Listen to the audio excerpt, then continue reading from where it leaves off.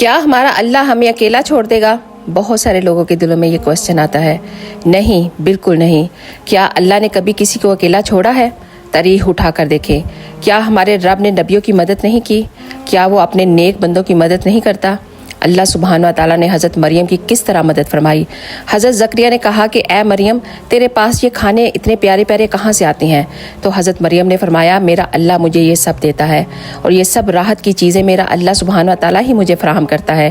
کس طرح اللہ نے ان کا تذکرہ اس دنیا میں بلند کر دیا۔ تو سنیں، اللہ کے نیک بندوں کا آخرت میں ایک الگ ہی مقام ہوگا، کیونکہ یہ سب ہم بھول جاتے ہیں اور اپنی زندگیوں کو لے کر پریشان ہوتے رہتے ہیں، اور جب ہم پریشان ہو جاتے ہیں تو پھر شیطان ہم پر حاوی ہو جاتا ہے اور ہمیں اللہ سے بدگمان کر دیتا ہے کہ دیکھو تمہارا اللہ تمہیں چھوڑ کر چلا گیا۔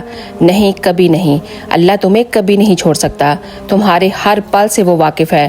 تو اللہ سے کبھی بھی بدگمان مت ہونا، وہ اپنے نیک بندوں کو ضرور آزماتا ہے، پھر ان کا مقام اس دنیا سے الگ کر دیتا ہے۔ تو ہر حال میں اپنے رب کے ساتھ کنیکٹ رہو۔